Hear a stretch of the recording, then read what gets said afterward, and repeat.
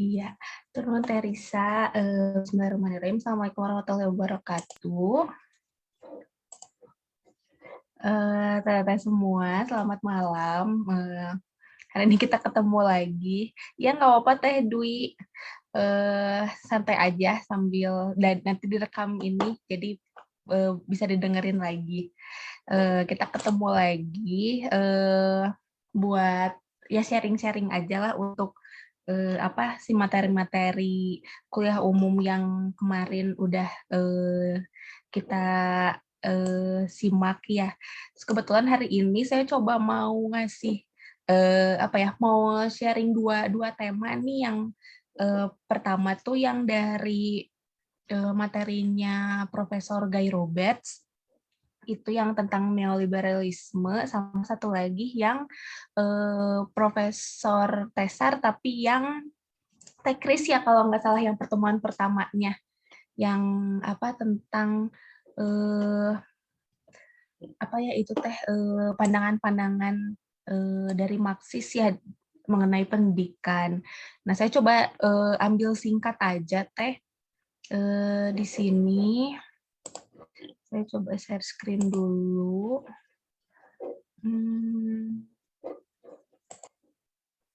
Ini dan nah ini kecilin aja ya. Oke, di sini tuh saya ini nggak akan saya nyalain si videonya, jadi untuk ngebantu apa PPT-nya aja sebetulnya. Nah di sini tuh secara umum kita mulai dari yang materinya Profesor Guy Roberts dulu aja mungkin ya, apa sesuai urutannya waktu itu. Nah jadi apa secara garis besar si presentasi dari Profesor Guy Roberts ini, dia bercerita mengenai apa ada satu pandangan atau satu gerakan bisa kita bilang di dunia pendidikan ini yang kita nanti akan kenal dengan istilahnya itu GERM di sini, atau Global Education Reform Movement. Nah, di sini si GERM ini kita akan melihat apa sih yang dia lakukan di dunia teh sampai bisa berimbas ke dunia pendidikan, khususnya pendidikan PAUD gitu ya. Dan terlebih lagi dengan kondisi apa pandemi COVID-19 yang sekarang sedang kita hadapi bersama begitu. Nah, sebagai apa ya, sekilas dulu si GERM ini, saya juga sebetulnya belum baca-baca lebih banyak sih tentang sebenarnya si GERM itu apakah ada kelompoknya atau ada lembaganya atau seperti apa gitu. Tapi yang saya pahami itu GERM itu adalah sebuah gerakan atau pandangan yang mereka itu beranggapan bahwa pendidikan itu agar lebih maju, agar pendidikannya maju di satu negara atau di suatu wilayah di dunia, dia itu harus mengikuti mekanisme pasar gitu. Dia harus dia harus mengikuti kaidah-kaidah di neoliberalisme, yang mana si neoliberalisme itu sendiri dia kan sangat berorientasi ke pasar, dan dia itu sangat apa ya, tujuannya itu didominasi untuk mencapai profit atau keuntungan gitu. Jadi mereka akan melakukan apa ya, kayak usaha-usaha untuk mencapai keuntungan itu, misalnya dengan melakukan marketisasi atau misalnya privatisasi gitu. Jadi apa ya, karena pasti mereka itu pahamnya ke pasar bebas, jadi semua orang bisa berlomba-lomba kayak apa ya, ambil bagian di kontestasi ini gitu. Jadi supaya semakin banyak keuntungan yang didapat ya, semua orang harus berlomba-lomba untuk apa, mencapai keuntungannya itu begitu. Nah terus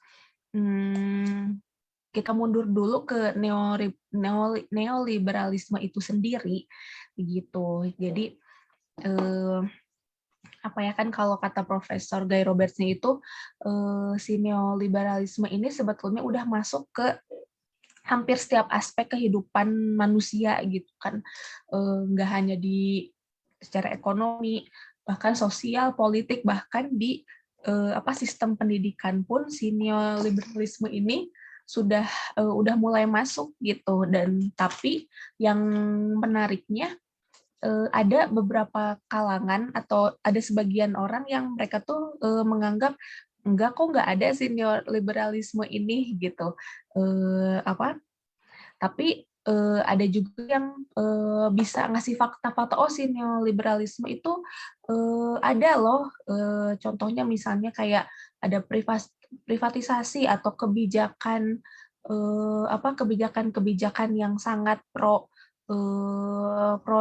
neoliberalisme gitu. Jadi kita bisa simpulkan, jadi si neoliberalisme ini masuk ke dalam sendi-sendi kehidupan manusia tuh mungkin dengan cara yang sangat halus gitu, bahkan sampai ada orang yang sampai gak sadar si neoliberalisme ini ternyata udah ada di sekitar kita gitu. Kalau kita ngambil contoh ceritanya dari Pak Teguh yang sempat ngebahas tentang neoliberalisme juga, dia cerita tentang dia mau bikin acara Agustusan di lingkungan rumahnya, terus ternyata ternyata ada wilayah lain yang dia mengadakan eh, acara Agustusannya itu dapat sponsor dari salah satu brand minuman kalau nggak salah, atau makanan atau minuman gitu ya. Si kegiatan itu tuh dapat sponsor seperti itu. Dan biasanya kan kalau kita punya perjanji atau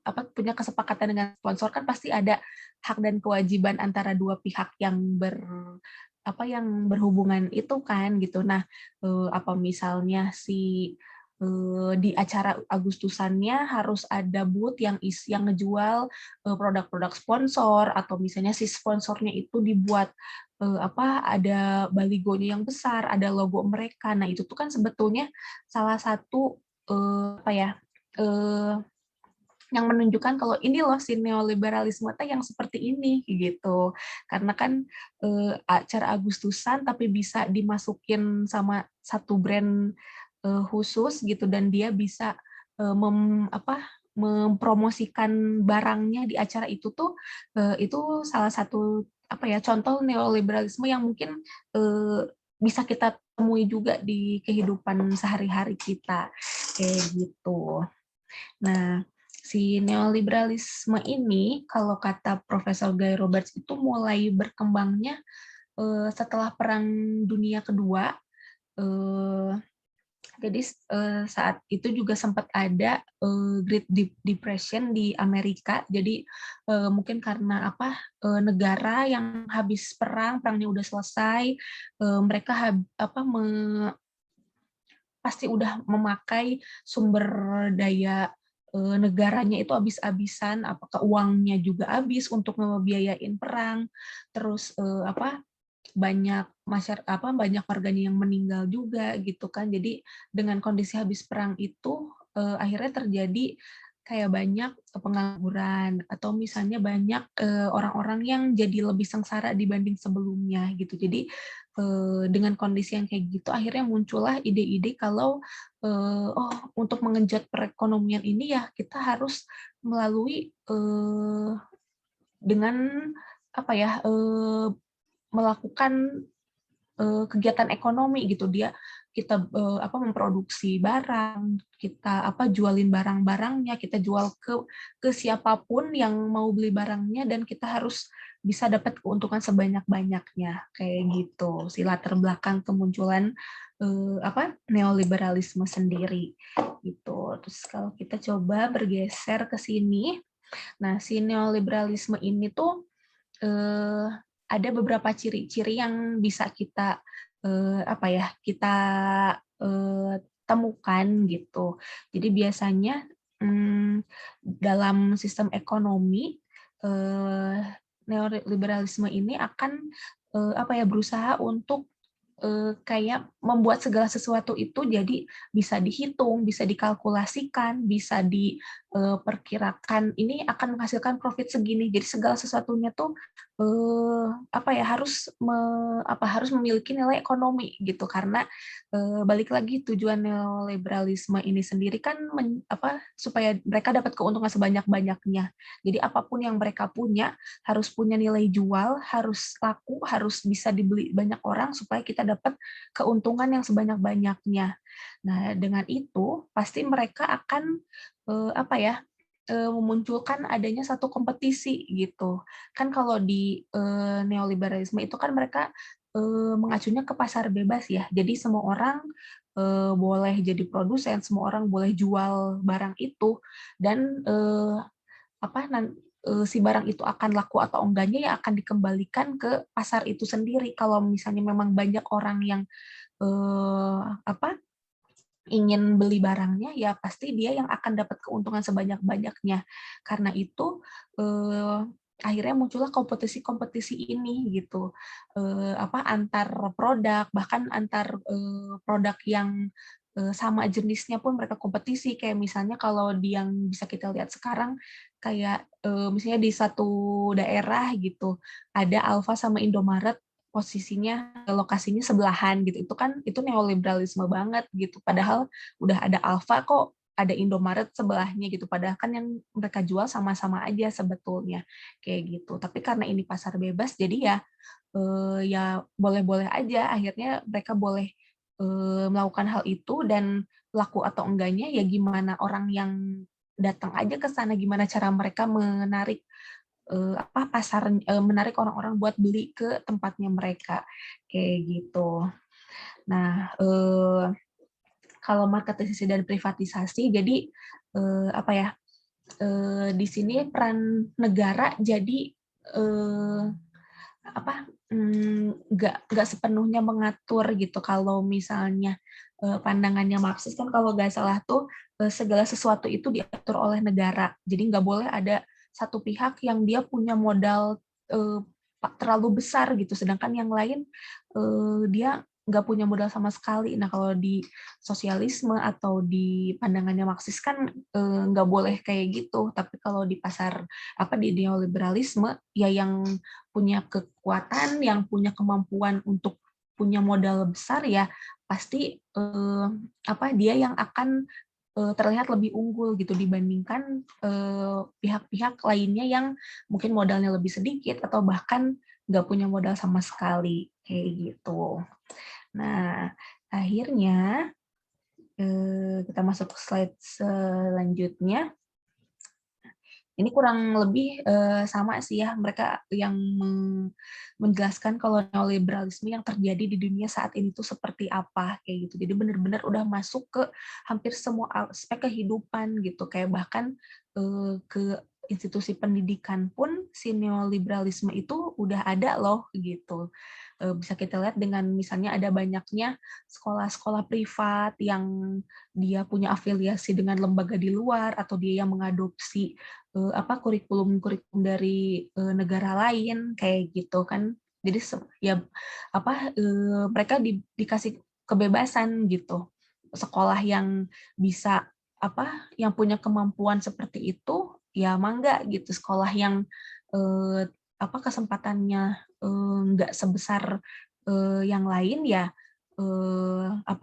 kayak ya udah gitu, sesuai kemampuannya masing-masing akhirnya kayak gitu.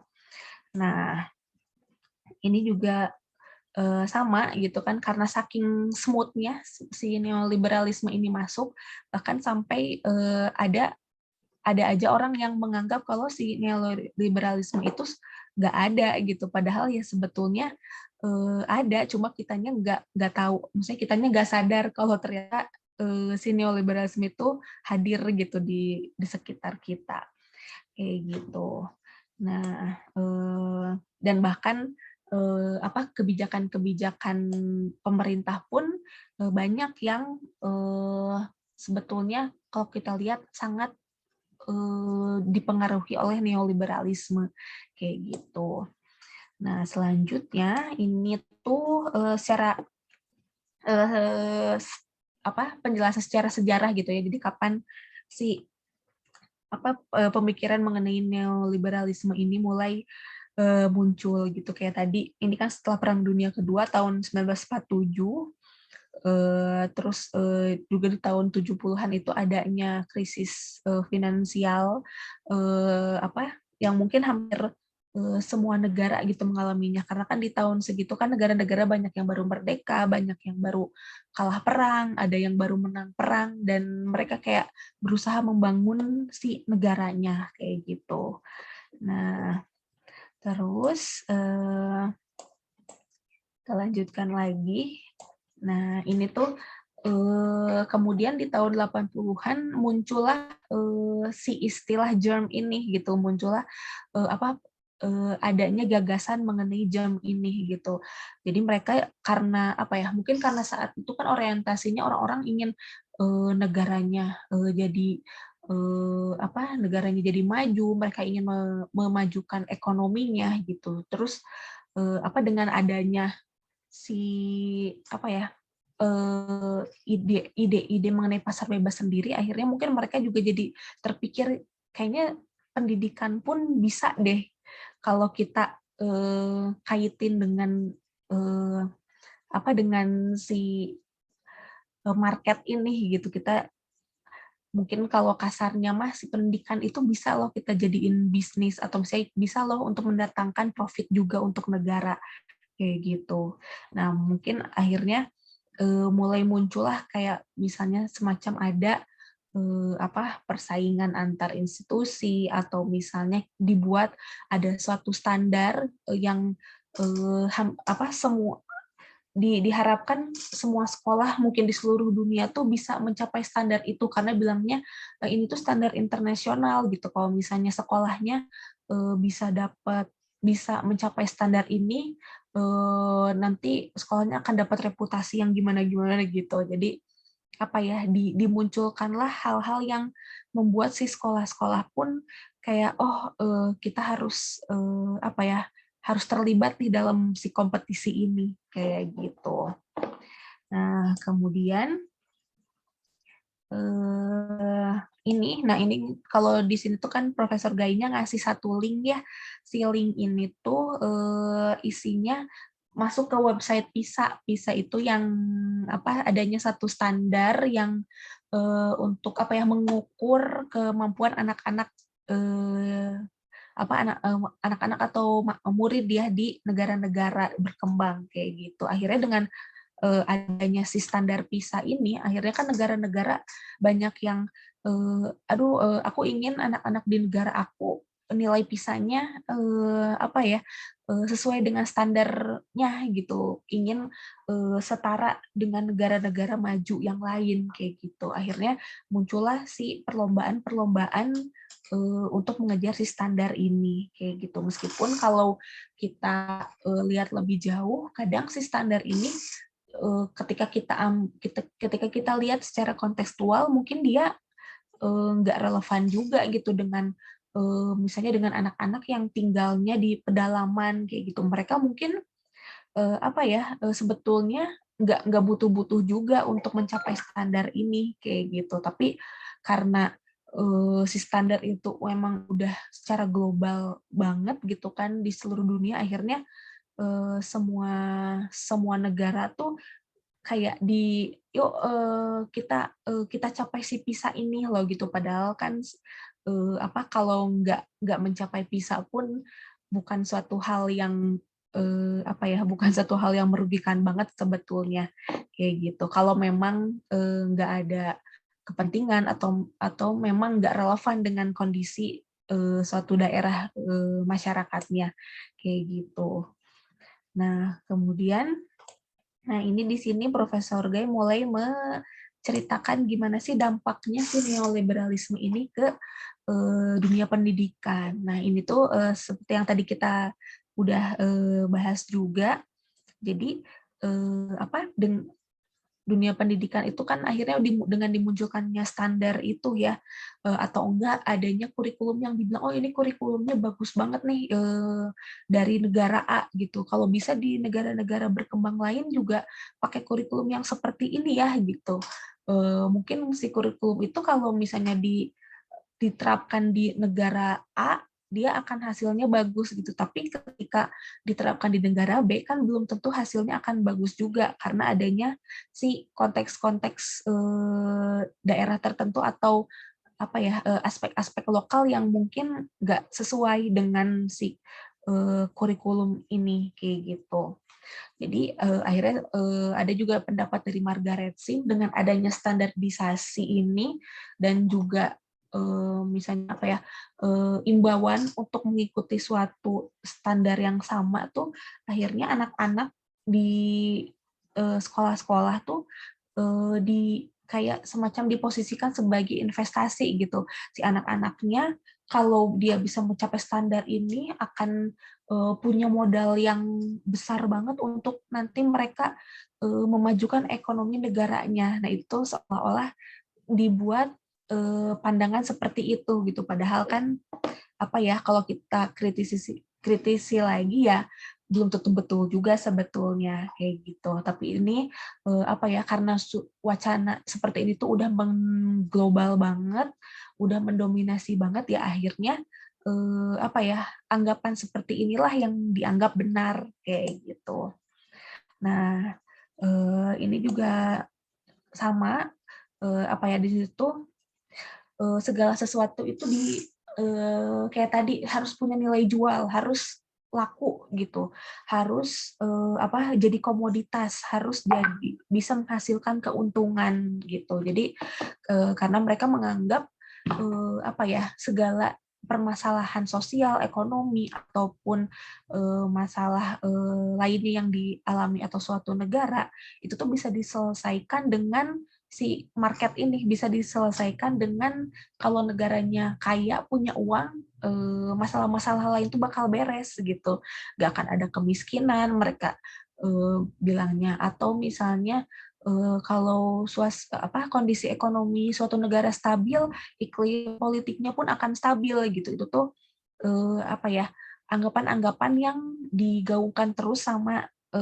neoliberalisme dengan apa ya logika marketnya gitu ya mereka mencari keuntungan sebanyak-banyaknya yang dianggap bisa menyelesaikan semua permasalahan di suatu negara kayak gitu. Nah ini juga yang ada tulisan yang dibuat oleh Bu Vina. Jadi Indonesia pun nggak lepas dari pengaruh si neoliberalisme ini gitu. Dengan sekarang semakin banyaknya kayak sekolah-sekolah swasta yang yang dia mengadopsi kurikulum dari luar, metodenya dari negara mana kayak gitu. Jadi ini tuh salah satu bukti kalau benar gitu si neoliberalisme itu udah masuk kok ke sistem pendidikan di Indonesia kayak gitu. Nah, bahkan mungkin kalau kita lihat lagi juga kebijakan-kebijakan atau peraturan pemerintah juga yang sangat pro dengan neoliberalisme ini kayak gitu. Dan ini masih sama dan bukan hanya Indonesia gitu kan bahkan di Inggris pun hal ini terjadi gitu jadi memang si fenomena ini tuh yang menjadikan edukasi sebagai komoditas sebagai bisnis yang menguntungkan tuh ya terjadi di mana-mana gitu ini kayak sebuah fakta yang harus kita terima bersama-sama gitu. Nah, selanjutnya nah ini tuh hal-hal yang selalu digaungkan oleh para pendukung neoliberalisme ini. Jadi mereka tuh selalu memakai bahasa yang sama gitu kan. Kita tuh harus punya outcome yang bagus gitu. Kita mementingkan kualitas produksi, kualitas murid-murid yang dihasilkan di satu negara. Si anak-anaknya harus bisa lulus asesmen, harus bisa mencapai standar ini, standar itu kayak gitu. Jadi ini tuh kayak kata-kata yang sering banget digunakan oleh para pendukung neoliberalisme untuk supaya si pandangan mereka tuh di dinormalisasi gitu di kehidupan kita. Nah, ya ini juga sebetulnya sama gitu kan. Jadi guru-guru atau pendidik tuh mereka juga dituntut kayak gurunya sendiri harus punya harus ada standar tertentu yang harus dicapai. Mereka harus mencetak murid-murid yang bisa mencapai standar juga. Jadi semuanya itu selalu balik lagi ke harus harus punya standar yang sama gitu. Harus bisa nilainya sekian, harus masuk ranking sekian. Nah, ini juga salah satu yang menunjukkan si perlombaan ini ada loh, kayak gitu. Nah, ini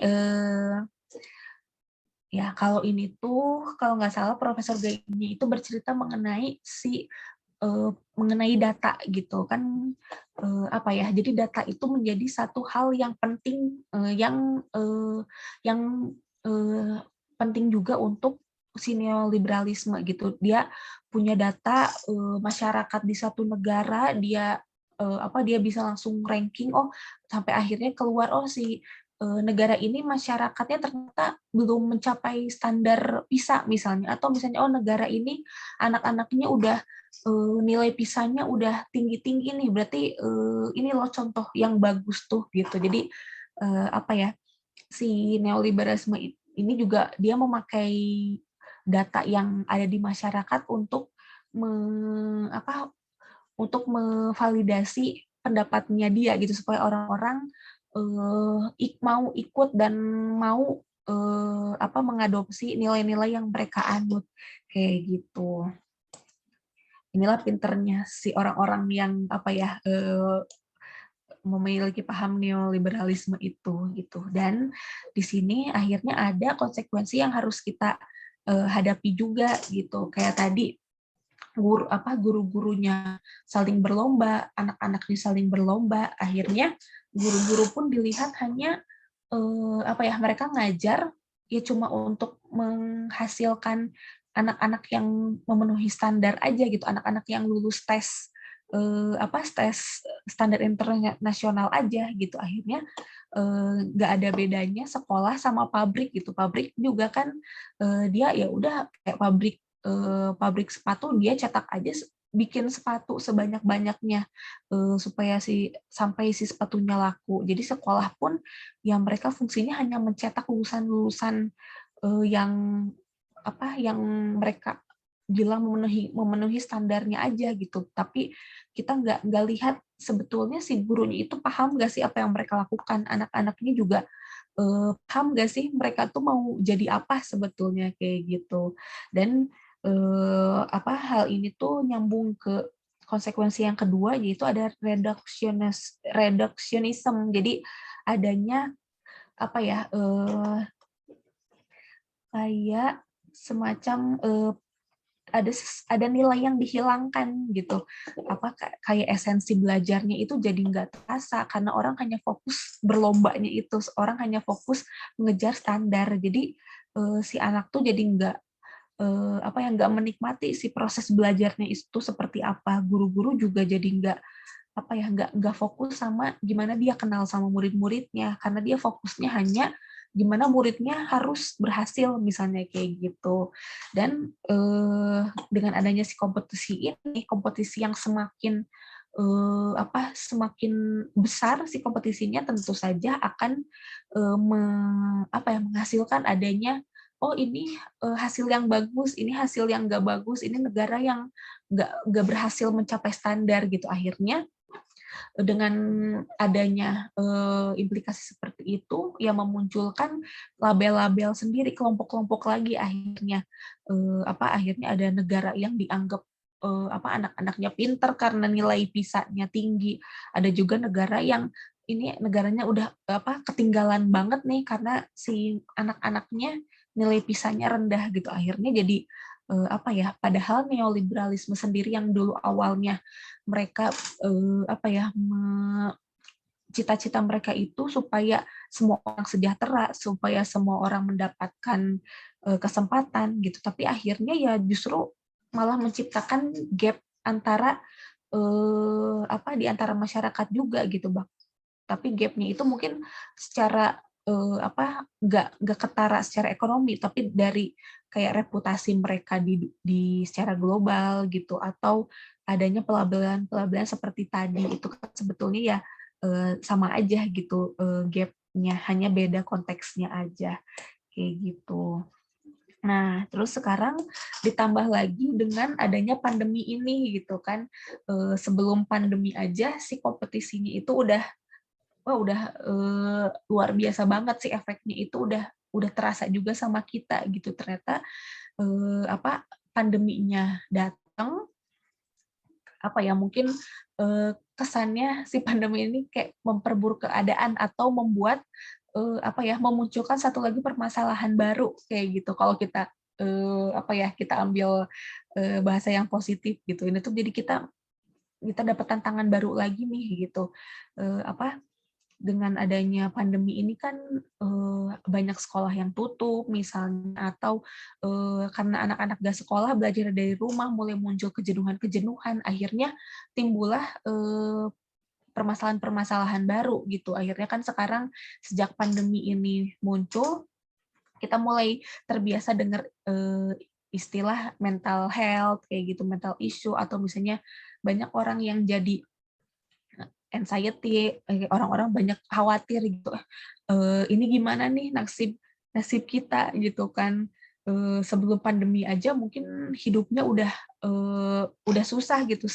Sekarang ditambah ada pandemi, mereka semakin mungkin semakin ngos-ngosan gitu untuk bertahan hidup juga. Nah, ini tuh eh, apa eh, menunjukkan satu kondisi dunia yang sudah semakin kompleks gitu. Permasalahan sebelumnya muncul belum selesai, belum belum ketemu solusinya benar-benar, ditambah dengan adanya pandemi juga kayak gitu. Nah, ini juga sekolah pun juga salah satu sebagai pihak yang sangat terdampak gitu dengan adanya pandemi ini. Mereka eh, nggak bisa ngasih layanan pendidikan yang mungkin seoptimal dulu gitu. Bahkan mungkin dulu juga sekolah pun udah menemukan banyak kesulitan, ditambah sekarang sekolahnya mungkin nggak bisa seoptimal dulu. Nah, itu tuh tentu aja membawa permasalahan baru gitu di masyarakat kayak gitu. Nah, tapi di sini ada pendapatnya dari siapa, Will, itu meskipun si pandemi ini masih berlangsung gitu, dengan semua permasalahan yang terjadi ini, tetap aja gitu kita tuh sebagai pendidik, kita sebagai orang yang seharusnya mengedukasi masyarakat, kita tuh harus tetap ingat gitu kalau anak-anak ini tuh mereka si anak-anak ini tuh harus kita perhatikan juga. Kita nggak boleh membiarkan si anak-anak ini tuh terjebak dengan kayak kondisi mental health-nya, atau misalnya si anak-anak ini tuh tetap harus dipenuhi loh hak-haknya. Mereka tetap harus bermain, mereka harus berinteraksi sama teman-temannya, berinteraksi sama guru gitu. Jadi dengan adanya pandemi ini ya kita harus bisa ngejar gitu. Bukannya bukannya malah ya udahlah ada pandemi ini gitu, tapi ya tetap tetap harus ada hal-hal yang kita penuhi gitu, karena ini sudah menjadi hak si anak-anak itu sendiri kayak gitu. Nah, ditambah lagi kan adanya tuntutan-tuntutan eh, yang harus mereka kejar gitu. Jadi memang udah sangat problematis banget gitu sih kondisinya saat ini tuh gitu. Nah, tapi tetap ada orang yang masih optimis gitu. Si keadaan yang mungkin udah runyam kayak gini tuh akan kita tetap bakal menemukan solusinya loh gitu, tetap ada alternatifnya kayak gitu. Jadi si neoliberalisme ini sebetulnya bukan bukan akhir dari dunia gitu.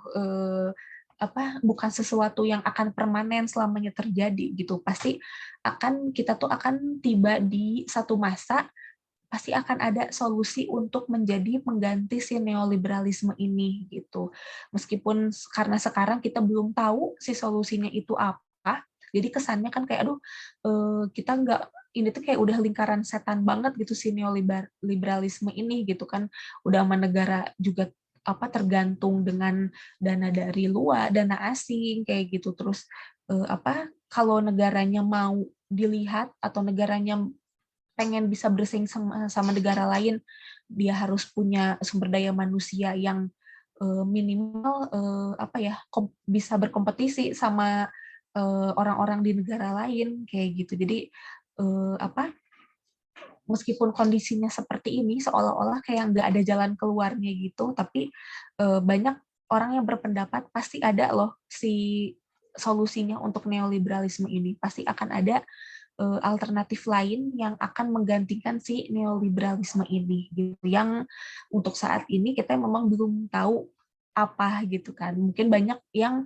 berusaha mengambil solusinya, coba kita beralih kayak ke sistem pendidikan Islam gitu, sistem ekonomi syariah, atau misalnya ada yang berpendapat yang mungkin ini tuh udah nggak terkendali, harus ada intervensi dari pemerintah gitu. Apakah mungkin mereka lebih mungkin itu pandangan dari orang-orang yang menganut sosialisme kayak gitu kan, atau marxisme atau komunisme kayak gitu. Jadi orang-orang tuh mulai berusaha mencari alternatif apa sih yang bisa kita pakai untuk menggantikan si neoliberalisme ini kayak gitu.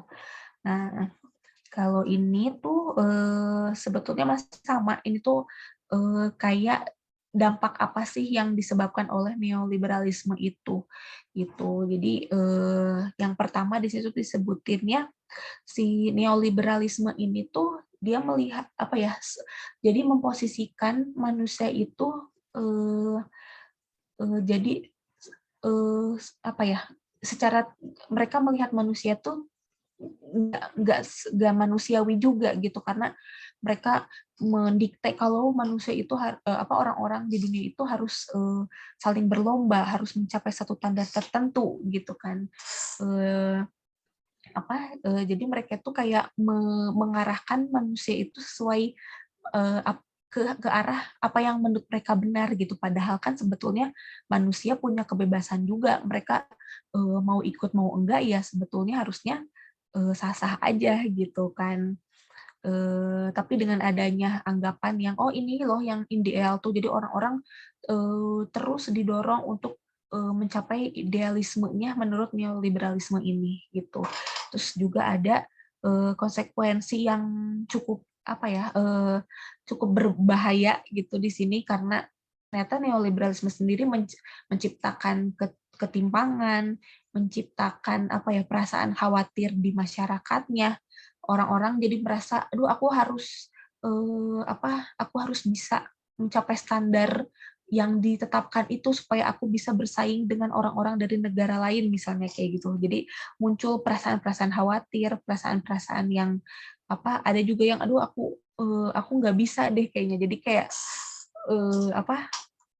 ini berhubungan dengan mungkin mental si orang-orangnya juga kayak gitu. Terus juga dengan karena tadi neoliberalisme ini kan orientasinya ke pasar ya, orientasinya mencapai keuntungan sebanyak-banyaknya. Akhirnya mereka tuh mendorong konsumsi gitu, produksi. Jadi konsumsinya semakin besar dan akhirnya kan eh, apa ya eh, jadi menciptakan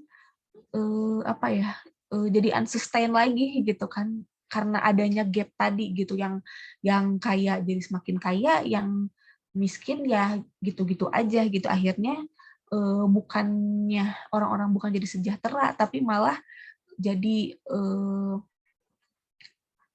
kesenjangannya tetap ada kayak gitu. Dan akhirnya si neoliberalisme ini juga semakin dilihat kayaknya ada yang nggak beres deh dari neoliberalisme ini, atau kayaknya ada yang salah dalam prakteknya gitu. Akhirnya sih banyak orang yang berpendapat kalau neoliberalisme ya mungkin ini udah nggak relevan lagi dengan kondisi dunia saat ini, kayak gitu. Nah, selanjutnya, ini kita sebagai akademisi gitu ya, atau orang-orang yang berkecimpung di dunia pendidikan, apa ya, kalau mungkin Profesor Gainya mau mengajak kita, kita juga bisa loh berkontribusi untuk mencari alternatif ini gitu. Gimana caranya? Yang pertama kita bisa dengan terus berpikir kritis gitu ya. Jadi ketika ada satu fenomena, kita tuh nggak main terima-terima aja gitu, nggak pasrah, tapi kita tetap harus terus mempertanyakan gitu, apa ini benar nggak sih, ini udah sesuai dengan kaidahnya nggak sih, ini tuh apa ya, ini tuh berpengaruh buruk nggak sih ke masyarakat, atau apakah benar gitu sih langkah-langkah yang kita lakukan tuh akan membawa kesejahteraan buat manusia gitu. Jadi terus aja kita tuh diminta untuk terus berpikir kritis gitu, karena dengan berpikir kritis itulah mungkin yang akhirnya akan membantu kita menemukan solusinya itu kayak gimana gitu. Dan juga kalau politic of refusal itu saya nganggapnya kayak apa ya, kita tuh harus berani gitu. Mungkin kalau kita minta Indonesia udahlah nggak usah ketergantungan sama suntikan dana asing gitu, tapi Profesor Gai sendiri menganggap hal itu ya bukan hal yang apa ya, yang bisa dilakukan dengan mudah gitu, tapi eh, kita bisa mulai apa ya, mencari alternatif lain gitu. Ini ada loh apa ya, ada solusinya, kita coba kayak gitu terus aja. Kalau gagal ya kita coba yang lain lagi. Jadi kita terus coba cari solusi untuk menggantikan si neoliberalisme ini sendiri. Dan juga kita terus apa ya, kita mengajak masyarakat, kita ngasih apa, kita memunculkan narasi-narasi baru kalau apa, kita tuh diminta untuk membuka wawasan orang mengenai neoliberalisme itu sendiri gitu, supaya apa, yang sadar akan dampak negatifnya itu bukan hanya kita, tapi masyarakat secara luas pun bisa tahu dan ikut menjadi kritis juga gitu, karena apa, karena si neoliberalisme ini sendiri kayak udah terkonstruk, dia udah eksis gitu di masyarakat ya. Salah satu cara untuk menggantikannya ya kita membuat sebuah wacana baru gitu untuk menggantikan si wacana neoliberalisme itu sendiri, kayak gitu. Nah ini apa ya, kalau ada kata-kata zombie ideologi, mungkin ini tuh kayak saya menganggapnya neoliberalisme ini mungkin ada nilai positifnya gitu, tapi ternyata karena dampak negatif yang dia timbulkannya sangat besar gitu, akhirnya orang-orang pun ada di satu kondisi dilema gitu. Dia mau lepas dari neoliberalisme nggak bisa, tapi dia belum punya alternatif lain yang solusinya belum ketemu yang ampuh banget tuh kayak gimana gitu. Jadi kayak ya akhirnya kita hidup di status quo aja gitu, apa kayak masih terombang-ambing di apa, di antara neoliberalisme yang udah ada di mana-mana ini, kayak gitu. Nah, itu materi yang tadi disampaikan sama Profesor Guy Roberts, kurang lebih kayak gitu sih. Kayak biasa saya sih kalau misalnya ada teh ada pendapat lain, atau misalnya ada hal yang kayaknya nggak gitu deh teh, mangga saya mah terbuka gitu ya teh semuanya, kayak gitu. Nah, sebelum kita berpindah ke materi yang selanjutnya, ada ini nggak teh, ada yang apa ya, mau apa, punya argumen sesuatu gitu mungkin teh, atau gimana? Ikut Teh Nadira aja. Cukup. Iya. Baiklah, kalau gitu nih saya sambil ini ya, cari file yang Profesor Tesar yang kemarin. Tuh. Kebetulan saya kan karena gak ngambil teknis, jadi baru denger si materinya baru kemarin gitu. Jadi mohon maaf kalau banyak kurang-kurangnya ya. Gitu. Coba sekarang kita. Ini kebetulan saya nggak sempat nge-capture si slide-nya, jadi saya tetap coba share screen si potongan-potongan videonya aja. Nah, ini oke. Apa ya, saya nggak tahu ini bridging-nya kayak gimana sebetulnya, kayak saya juga belum tahu apa materi teknis itu kayak gimana. Tapi yang saya tangkap dari dari presentasinya Profesor Tesar ini, jadi Profesor Tesar itu kayak ngasih banyak pandangan-pandangan yang bisa kita pakai di penelitian kita gitu. Khususnya pandangan-pandangan yang berasal dari pemikiran kritis kayak gitu. Nah, yang pertama di sini, oke.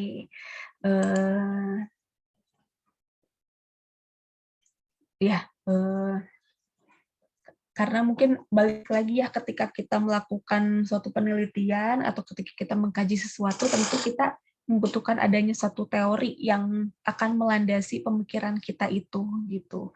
Jadi di sini Profesor Tesarnya mungkin semacam ngasih referensi juga ke kita berbagai pandangan-pandangan dalam konteks pemikiran kritis kayak gitu. Yang pertama di sini tuh Profesor Tesarnya mengangkat pemikiran dari Karl Marx. Nah, si Karl Marx ini tuh mungkin kita udah sangat familiar gitu. Kalau Karl Marx itu identik dengan Marxisme, identik dengan adanya perdebatan antara kelas dan kapital dan pemilik modal, atau misalnya tentang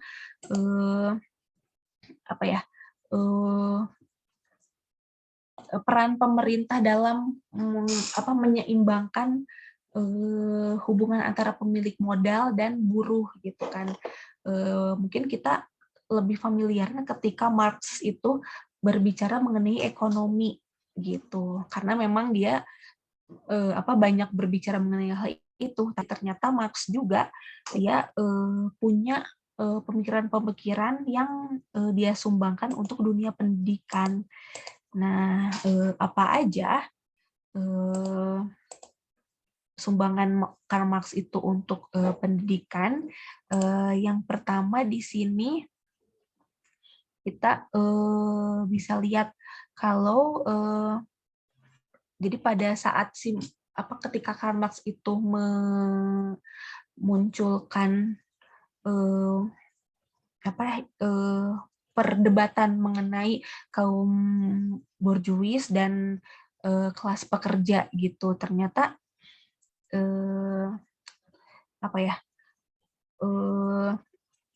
Karl Marx juga sama gitu kan. Kalau di ekonomi kan dia itu berargumennya si modal itu harus terbagi rata gitu, nggak boleh ada satu pihak yang menguasai modal. Nah, kalau di dunia pendidikan pun Karl Marx juga sama, dia berpendapat kalau pendidikan itu harus bisa diakses oleh semua orang gitu, semua anak harus berhak mendapatkan pendidikan, nggak boleh ada yang nggak bisa dapat kesempatan itu kayak gitu. Dan semua orang bebas mendapatkan pendidikan sesuai dengan entah sesuai dengan usianya atau sesuai dengan apa yang dia butuhkan kayak gitu. Nah, sedangkan ketika kita lihat ternyata di pendidikan itu sendiri ternyata terjadi apa ya, semacam ketimpangan juga gitu. Mungkin ketika ada orang yang kaya, dia bisa nyekolahin anaknya di sekolah yang bagus, di sekolah yang guru-gurunya mungkin dapat pendidikannya dari luar, atau sekolah yang bisa memfasilitasi anak-anaknya dengan sarana dan prasarana yang lengkap gitu. Tapi ketika ada kelompok yang dia nggak punya uang sebanyak itu, atau dia punya keterbatasan dalam berbagai hal, dia jadi nggak punya akses untuk mendapatkan pendidikan yang baik kayak gitu. Dan Karl Marx ini makanya dia berpendapat kalau pendidikan itu harus bisa didapatkan oleh semua orang tanpa terkecuali kayak gitu. Dan Karl Marx ini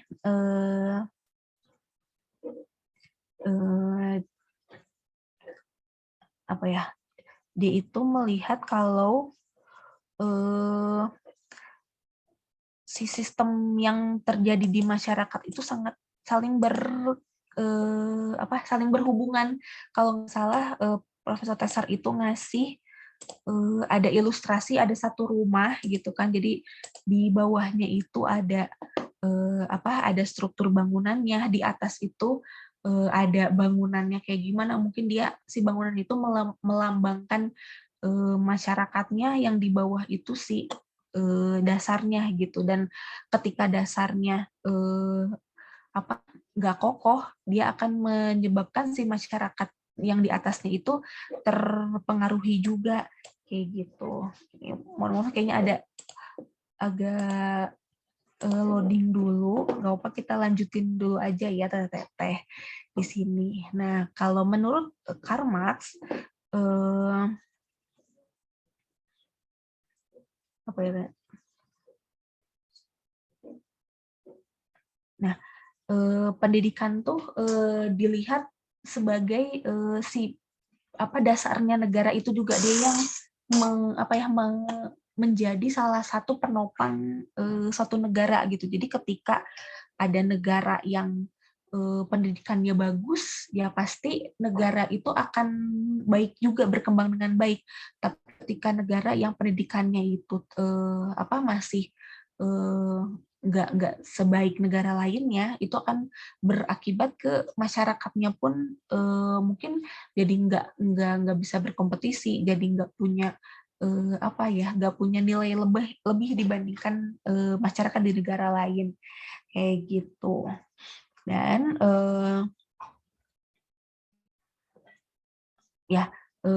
di sini mungkin ada anggapan kalau pendidikan itu bisa baik kalau negaranya ngasih dana, atau si negaranya berinvestasi lebih banyak lagi untuk pendidikannya kayak gitu. Tapi ternyata pendapat itu bisa disangkal, karena ternyata meskipun ada negara yang dia ngasih dana besar ke pendidikan, tapi ternyata hasil yang didapatkannya pun ternyata nggak sebaik yang diharapkan kayak gitu. Nah,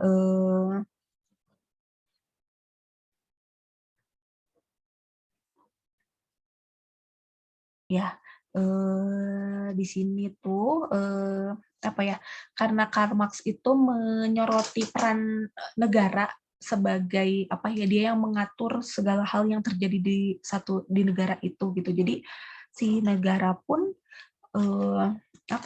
negara pun harus mengatur atau membuat kebijakan sedemikian rupa supaya supaya sistem pendidikan di negaranya itu bisa baik gitu, supaya pendidikannya bisa didapatkan oleh semua masyarakatnya kayak gitu. Nah, Punten. ya gimana teh? Itu diklik aja yang play-nya, dia itu masuk gitu. Oh, iya Bayang. masih Oh, muter. Dewi, Iya etana. nggak. Oh, abdi gitu. Oh iya, kayaknya nanti harus di load ini dulu, di reload. Nuhun boleh lah. Sami, nuhun. Iya.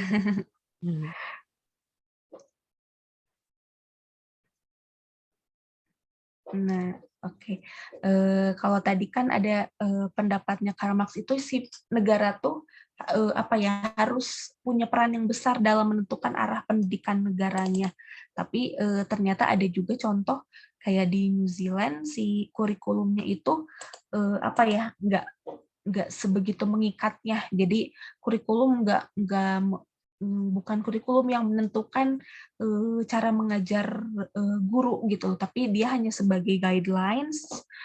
Si gurunya punya kebebasan untuk mengembangkan kegiatan, atau dia mengembangkan kurikulumnya, dia interpretasikan seperti apa untuk disampaikan ke anak-anaknya kayak gitu. Jadi ini tuh kayak semacam apa ya, eh, mungkin kalau bukan perdebatan, jadi banyak contoh-contoh yang mendukung teorinya Marx, tapi ada juga ternyata ada negara yang nggak mengikuti teorinya Marx, tapi mungkin hasilnya pun nggak jauh beda gitu, atau hasilnya pun sama bagusnya kayak gitu. Nah, kalau terus di sini juga Karl Marx itu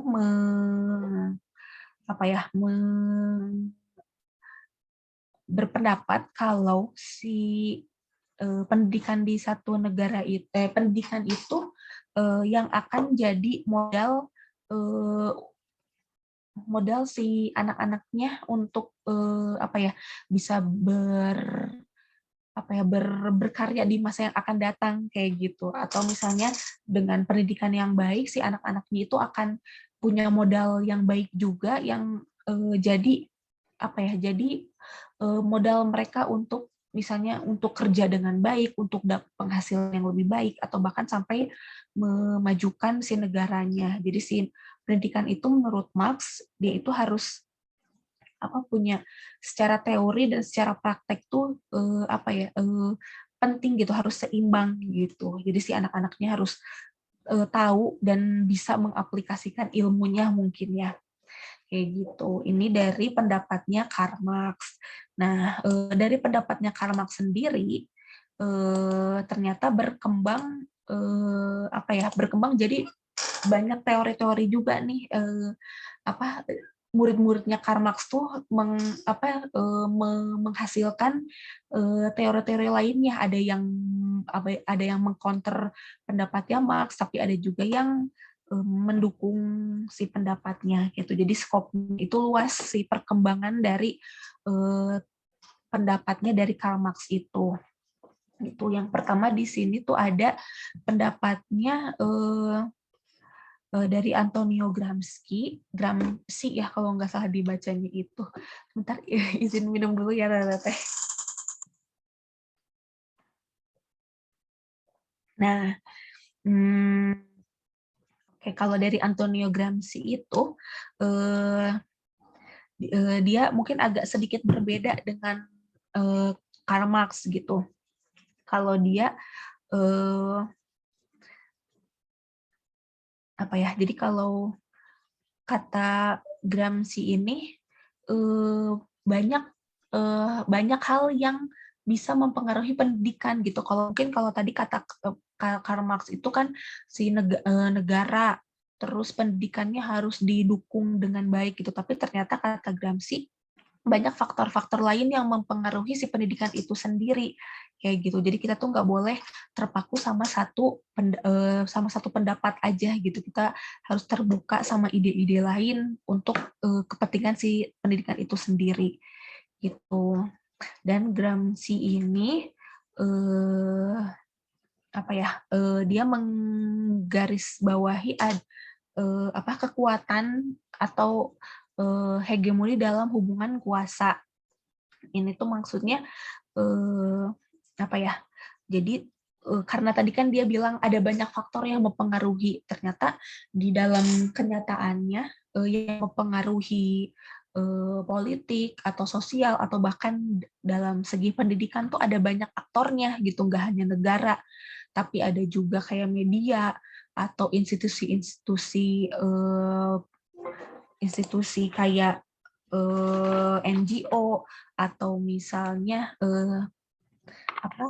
atau bahkan si institusi pendidikan itu sendiri gitu, itu punya andil yang sama gitu untuk perkembangan pendidikan. Jadi apa ya, si perannya itu tersebar gak hanya di negara dan masyarakat, tapi ada juga aktor-aktor lain yang berkecimpung di dalamnya kayak gitu. Dan menurut Gramsci ini kurikulum itu bisa jadi salah satu contoh hegemoni secara budaya gitu. Jadi kan dengan adanya kurikulum di pendidikan yang dianggap oh ini kurikulumnya bagus nih gitu. Jadi seolah-olah semua orang harus mengikuti kurikulum yang sama atau mengikuti standar yang sama. Jadi adanya hegemoni ini mungkin bukan hegemoni dalam artian kekuatan, bukan hegemoni perang atau negara yang mengopres negara lain, tapi bisa juga hegemoni ini dalam bentuk kurikulum gitu. Jadi semua negara harus mengikuti standar yang dia ciptakan kayak gitu. Dan hal ini tuh tentu saja membawa ada pro kontranya tersendiri kayak gitu. Nah, kemudian yang dari pandangannya Antonio Gramsci. Dan kemudian ada pendapatnya dari John Dewey. John Dewey ini dia itu sangat mendukung demokratisasi dalam pendidikan itu. Jadi dia melihat kalau supaya pendidikan itu bagus atau supaya tujuan pendidikan itu tercapai, itu banyak hal yang bisa kita lakukan gitu, dari pengalaman, terus anak-anaknya harus dihadapkan dengan masalah. Kalau ada masalah, bagaimana dia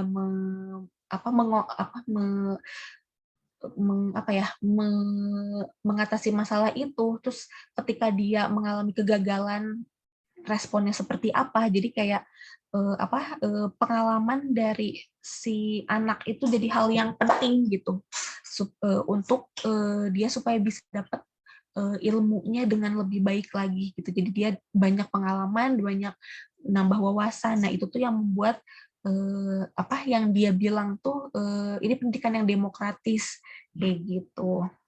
Nah, dan dia John Dewey ini mengkritisi pendekatan yang teacher center. Jadi guru tuh bukan orang yang paling berkuasa di kelas atau di sekolah kayak gitu, tapi anak pun diberikan kebebasan gitu. Jadi si pendidikan itu ya harus jadinya child center kayak gitu. Nah, terus di sini juga karena John Dewey ini beranggapan kalau jalannya pendidikan itu harus berjalan secara demokratis, jadi si pendidikan itu sendiri ya harus terjadi secara natural gitu dalam setiap proses kehidupan manusia. Dia bilangnya gitu.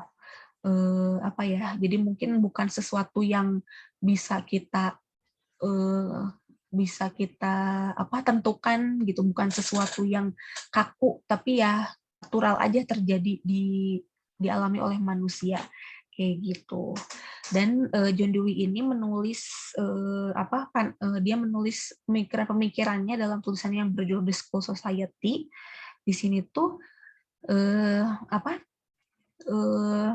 dia ingin kalau sekolah dan muridnya itu bisa belajar dengan aktif gitu. Jadi kayak tadi dia punya pengalaman yang akan jadi si anak tuh ya dapat pengalaman sebanyak-banyaknya aja, karena itu akan bermanfaat untuk dia di masa yang akan datang kayak gitu. Nah, jadi dia itu melihat kalau hubungan antara guru dan murid itu tuh penting gitu. Dan kalau di sini tuh disebutin John Dewey ini terinspirasi, dia punya pandangan seperti itu karena dia mendapatkan pengalaman saat sekolah dulunya. Jadi dia tinggal di satu kota kecil namanya Vermont, dan dia melihat kalau sistem edukasi di sana tuh ya berjalannya natural gitu, interaksinya baik, terus anak-anaknya dapat kesempatan yang sama gitu. Akhirnya dia terinspirasi, ini loh sistem pendidikan yang ideal tuh seperti ini. Dia menganggapnya kayak gitu. Dan juga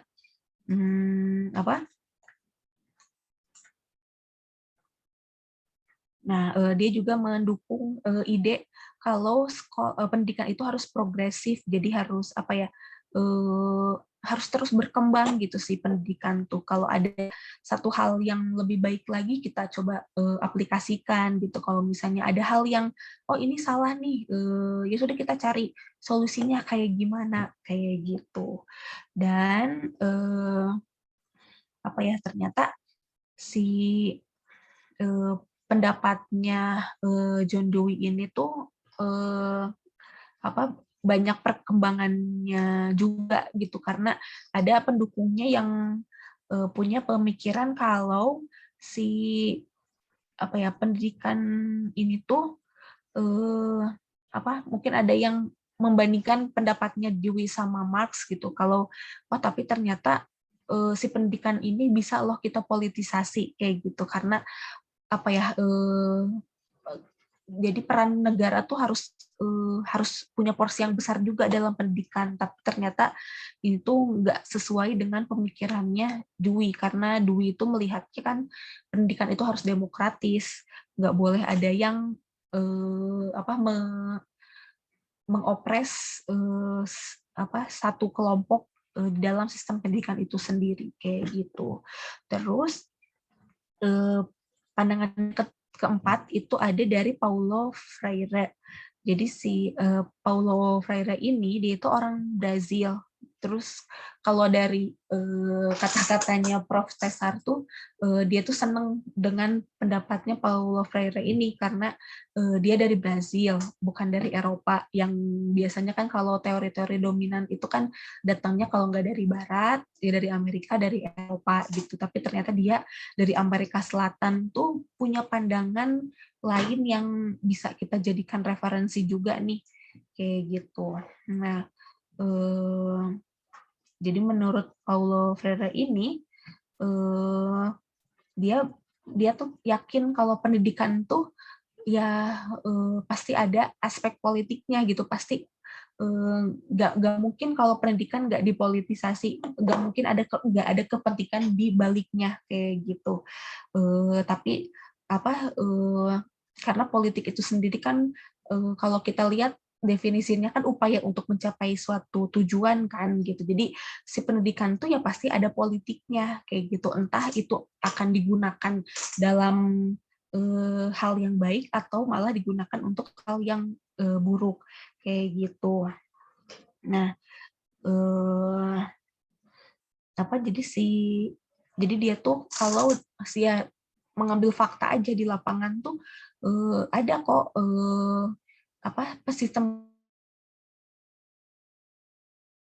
juga yang pendidikan itu apa ya, dipegang kuat banget sama salah satu pihak gitu, entah itu pemerintah atau orang yang punya kepentingan kayak gitu. Jadi ini tuh hal yang ya yang seperti inilah kenyataannya kayak gitu. Dan dia tuh dianggap pemikirannya itu apa ya, cukup radikal secara politik gitu, karena dia menggabungkan antara pendapatnya Marxis, terus dia juga karena dia orang Kristen yang taat, dia juga banyak apa ya, inspirasi dari pemikiran-pemikiran ajaran Kristen, dan juga dia banyak dipengaruhi oleh eksistensialisme kayak gitu. Jadi akhirnya pemikiran itu karena campuran dari berbagai macam pandangan, dia akhirnya dia bisa menampilkan satu pemikiran yang kritis gitu. Karena tadi kan dia bilang dia mengakui kalau pendidikan itu politis, terus kayak pendidikan itu ada yang baik dan ada yang buruknya gitu. Jadi ya dia mencoba mungkin semacam apa ya, realistis aja gitu dengan kondisi pendidikan yang terjadi mungkin di negaranya saat itu gitu. Dan dia juga punya apa ya, dia berteori kalau pendidikan itu, sistem pendidikan itu ya sama kayak bank gitu, kayak kayak eh, kayak sebuah bank. Jadi kalau di bank orang datang nyimpen uangnya, nyimpen dana, terus banknya apa, si dana yang disimpan sama orang itu dia simpan atau misalnya dia putar lagi gitu kan. Jadi dan itu kan satu siklus yang berulang-ulang gitu, sama aja kayak pendidikan. Jadi siklus pendidikan itu juga isinya guru-guru yang punya ilmu, dia kasih ilmunya ke anak-anak, anak-anak terima ilmunya, sama anak-anaknya diaplikasikan, terus nanti akan ada diambil lagi ilmunya sama guru yang lain. Jadi itu tuh ya satu siklus yang berulang, sama aja kayak sistem yang terjadi di perbankan kayak gitu.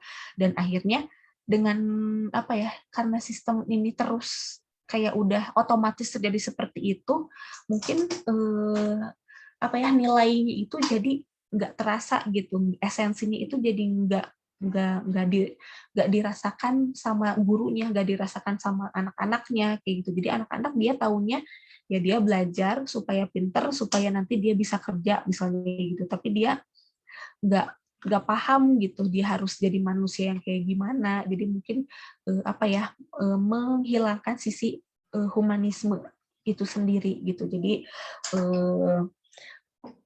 dengan pemikirannya yang seperti itu, jadi Paulo ini tuh menolak ide materialistik. Jadi kayak harus ada nilai loh dalam segala sesuatu itu, nggak hanya yang bisa diukur sama angka, nggak bisa diukur sama nilai kayak gitu. Nah, dan salah satu hal yang menyebabkan kenapa sih si siklus ini tuh siklus yang nggak dirasakan esensinya tuh, kenapa sih bisa terus-terusan berulang? Itu salah satunya karena masyarakatnya sendiri tuh nggak paham apa yang terjadi di lingkungannya gitu. Dia nggak paham kalau dia tuh kayak cuma sebagai alat, atau dia tuh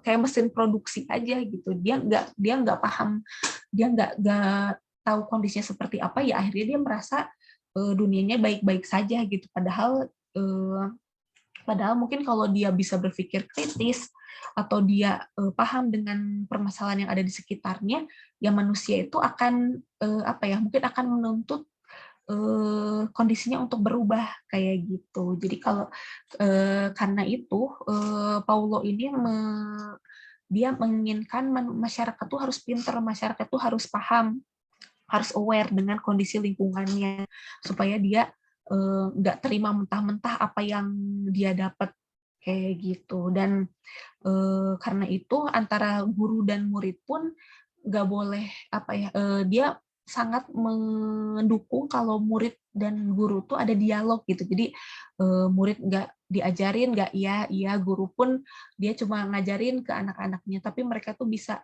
memunculkan nilai dari interaksi merekanya kayak gitu. Dan kalau nggak salah tuh pendapatnya Paulo Freire ini tuh mungkin agak kurang disukai sama pemerintah di Brazil. Akhirnya dia itu sempat kayak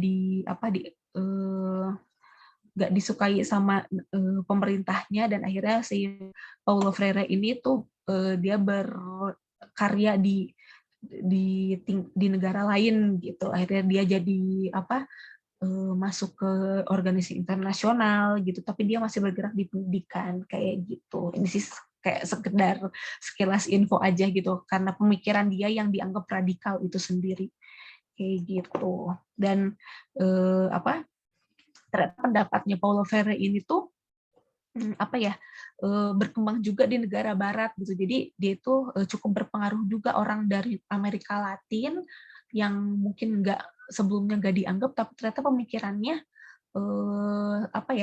sangat penting, dan orang-orang di barat pun banyak yang mendukung gitu pendapatnya dia kayak gitu. Terus selanjutnya ada yang namanya Ivan Illich. Nah, Ivan Illich ini dia itu mengembangkan satu pendapat yang suatu istilah yang namanya itu deschooling society gitu. Jadi kalau orang-orang kan inginnya sekolah itu maksudnya ingin masyarakat dan sekolah itu jadi masyarakat terus ada sekolah, tapi Illich ini kayaknya sekolah tuh udah nggak relevan lagi di masyarakat kayak gitu. Dan dia itu dan melihat hal melihat situasi yang terjadi di negara-negara berkembang. Ternyata kondisi pendidikannya itu, sistem pendidikannya ya sama-sama aja di negara berkembang tuh. Karena yang pertama adanya konsumerisme gitu. Jadi karena orang-orang dituntut untuk konsumtif, dituntut untuk menjual sebanyak-banyaknya, mendapatkan keuntungan sebanyak-banyaknya. Akhirnya si konsumerisme ini mengakibatkan adanya ketimpangan mungkin dari segi ekonomi atau segi budaya, segi sosial kayak gitu. Dan adanya juga permasalahan profesionalisme gitu. Jadi karena tadi orang-orang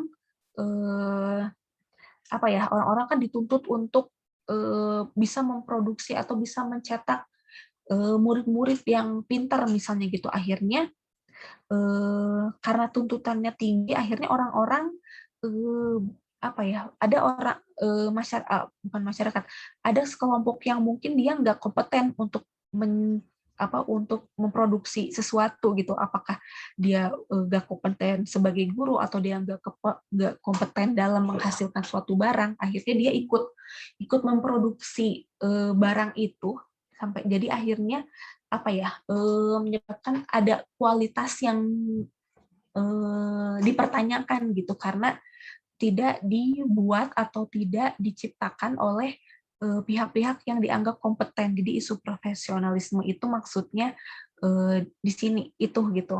Dan kemudian karena tadi kan adanya ketimpangan, kalau yang kaya mah ya dia mampu gitu beli barang yang bagus, dia mampu masukin anak-anaknya ke sekolah yang bagus, akhirnya ada permasalahan elitisme. Jadi ketika orang yang punya kemampuan lebih, ya dia yang akan mendapatkan pelayanan yang baik juga gitu. Tapi ketika orangnya dia nggak punya uang, nggak punya akses, ya dia akan milihnya ke barang atau layanan yang mungkin kualitasnya nggak sebagus yang lain kayak gitu. Nah, jadi ini tuh kalau Ivan Illich itu menganggapnya ya ini tuh suatu kondisi yang kapitalis banget gitu. Jadi ya yang kuat, yang punya kemampuan, yang punya modal dialah yang akan lebih unggul gitu. Nah, sama halnya di sistem pendidikan. Jadi ketika ada satu sekolah dianggapnya kalau sekolah itu dapat pendanaan yang besar atau sekolah itu punya modal yang besar, dia harus dia pasti akan bisa mencetak anak-anak atau siswa-siswa yang kualitasnya bagus juga kayak gitu. Dan kondisi ini tuh membuat adanya perlombaan. Jadi murid tuh harus masuk sekolah yang paling bagus, harus masuk sekolah unggulan. Nah, jadi dampaknya jadi ada kompetisi itu sendiri. Nah, dilihat oleh Ivan Illich tuh kondisi seperti ini tuh mungkin bukan sesuatu yang baik juga gitu. Karena seolah-olah murid-murid itu harus belajar semua hal yang dianggap bagus, semua hal yang dianggap berguna. Jadi orang-orang harus belajar kayak misalnya matematika, harus belajar IPA, harus belajar statistik gitu, karena itu yang dibutuhkan di masyarakat kayak gitu. Tapi ternyata kalau kata Ivan Illich ya setiap anak punya hak untuk memilih apa yang ingin dia kuasai gitu. Kalau misalnya orang yang tinggal di dekat pantai gitu ya, dia pasti harus punya ilmu-ilmu tentang misalnya tentang sebagai nelayan atau gimana membudidayakan ikan-ikan di sana kayak gitu. Dia mungkin nggak punya keharusan untuk jago di bidang perbankan, atau dia nggak harus jago di bidang yang lainnya kayak gitu. Jadi semua orang tuh ya dia bebas, dia boleh mempelajari hal yang menurut dia akan bermanfaat buat dia kayak gitu. Jadi semua orang tuh nggak ada satu kurikulum yang atau nggak ada satu keharusan anak-anak pinter di semua bidang kayak gitu. Nah, jadi Ivan Illich ini tuh kalau yang saya tangkap dia tuh bikin satu model model sekolah yang karena dia itu sangat mungkin menolak ide kalau sekolah sebagai lembaga yang yang formal atau yang harus orang-orang harus daftar, harus apa. Jadi dia tuh membebaskan gitu, orang-orang mau ya dia belajar boleh dari mana aja gitu, nggak ada satu sistem yang baku kayak gitu. Tapi ternyata si model yang dia ajukan ini tuh mungkin entah kurang diminati atau hasilnya ternyata ya sama-sama aja gitu dengan sistem pendidikan yang biasa. Jadi akhirnya orang-orang pun kayak mulai meninggalkan pandangannya Ivan Illich ini kayak gitu.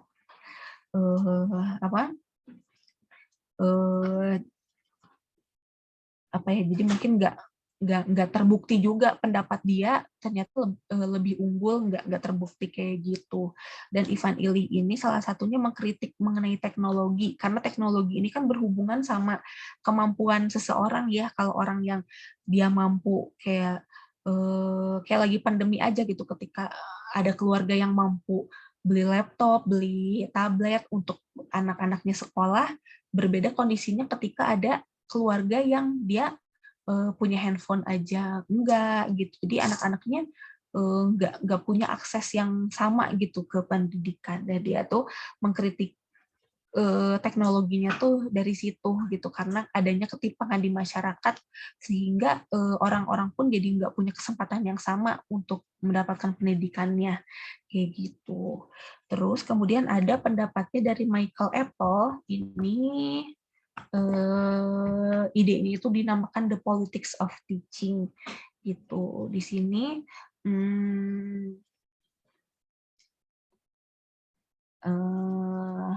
ini juga sebetulnya agak kurang paham juga saya sebetulnya dengan ini, tapi saya ngelihatnya ada hubungan antara kekuasaan atau mungkin negara atau yang mempunyai kewenangan dalam si pendidikan itu sendiri gitu. Jadi mungkin ini kurang lebih agak sama dengan Karl Marx, tapi saya juga belum nemu ini bedanya apa sih sama Karl Marx tuh gitu. Jadi tapi di sini kalau Karl Marx itu kan pokoknya negara yang mengatur semuanya gitu. Tapi kalau Michael Apple ini mungkin lebih moderat. Jadi ya harus ada kebijakan yang mengatur, tapi pada akhirnya di masyarakat pun ya punya preferensinya sendiri ya mangga gitu.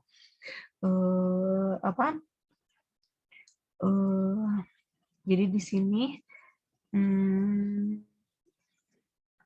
jadi ketika misalnya mungkin ada satu permasalahan di sistem pendidikan ya, negara sebagai pihak yang punya wewenang ya dia harus turun gitu menyelesaikan masalah itu. Tapi ketika misalnya bisa berjalan dengan stabil ya kita serahkan ke serahkan ke masyarakatnya aja gitu sampai dia mencapai kestabilannya sendiri kayak gitu. Dan di sini juga karena karena dia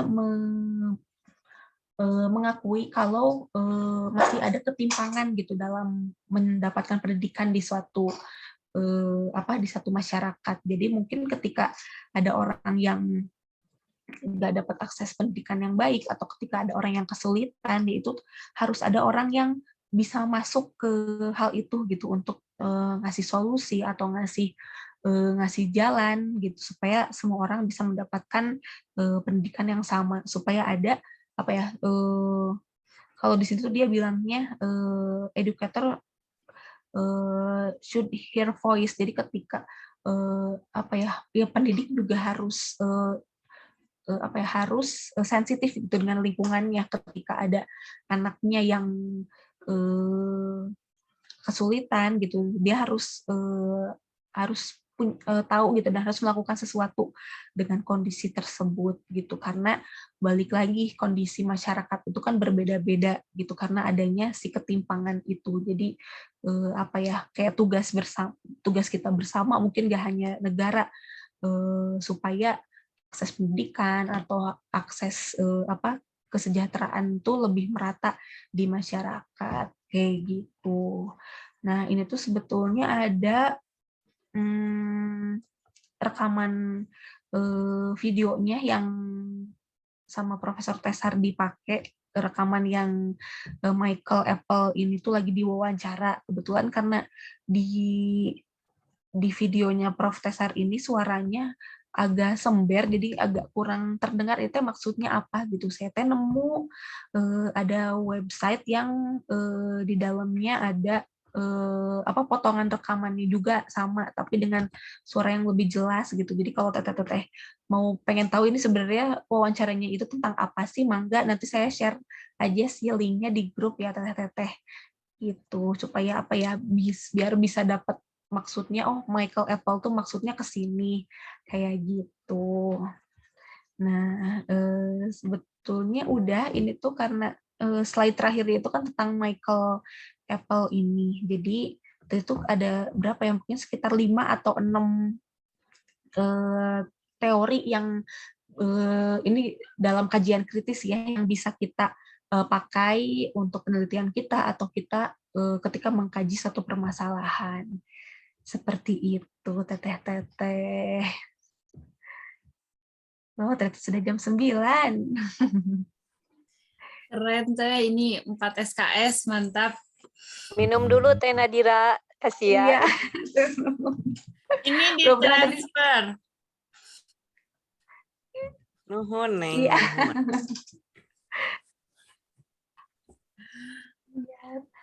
Tapi makanya teteh-teteh bisa dapat referensi lain gitu. Takutnya ada hal yang nggak sama gitu, mangga di share aja gitu. Soalnya ini mah saya pemahaman saya memahami si presentasinya aja gitu. Kalau teteh punya pendapat lain, mangga di share juga ya teteh. Atuh nuhun Teh Nadira, padahal Teh Nadira mah henteu ngontrak teori kritis. Enggak. Ya. Nanti semester depan Ibu, mudah-mudahan. Tapi bisa Semester menjelaskan, depan udah mantap. pinter. Nuhun. Semoga berkah. Amin. Berarti tinggal satu lagi ya, Neng ya, yang pertemuan kemarin. Iya ya, ada satu lagi. Nanti mangga saya karena kemarin nggak ikut kelasnya juga. Kalau teteh ada yang punya rekamannya mah mangga di share lagi aja ya di grup gitu. Ada di Teh Amit, di Teh Apina ya, Neng Nuri ya. Iya, Bun. Kemarin di-record sama Teh Afina. Sekarang mah wilujeng istirahat Teh Nadira, makasih. Kayaknya udah gadang malam kemarin demi kita. Teh Nadira, makasih banyak ya. Udah bantu Nadira, makasih kita. banyak ya. Sami-sami teteh. Tur nuhun juga. Ya. Amin. Sehat-sehat juga. Ya, udah banyak bantu, makasih. Iya, sami-sami Luar teteh. biasa, pokoknya malah Teh Nadira teh. Tur nuhun Bu Lela. Ya telah mencaket pada kadinya ngapoe. Jauh. Jauh. Bu Lela, Ah, bantosan nge-translate. sanes pada ikut nimbrung. Pada wawancaraan. Pada ngobservasi. Ya, bigi hoyong terang eta kumaha dugi ka kitunya. Masya Allah, tabarakallah ya gitu Tama. ya. Luar biasa. Janten kan eta judul tesis kadang. Luar biasa pokoknya mah. Ya udah atuh, yuk keluar jalan. Iya, mangga. Ya, turnuhun semuanya. Sami-sami, Bunda Bu Risa, Elis. turnuhun. Nuhun juga Teresa. Nadira, pokoknya mah stres weh. Yuk, assalamualaikum. Aduh, marangka kasadayana, hatur nuhun. Aduh, Teh Nadira hatur nuhun sehat Teh Nadiranya biar bisa bantu kita terus. Amin. Amin, insya Allah. Hatur nuhun. Selamat istirahat. Ayo, mangga. Assalamualaikum. Assalamualaikum. Waalaikumsalam. Teh Risa, di share ya recordnya.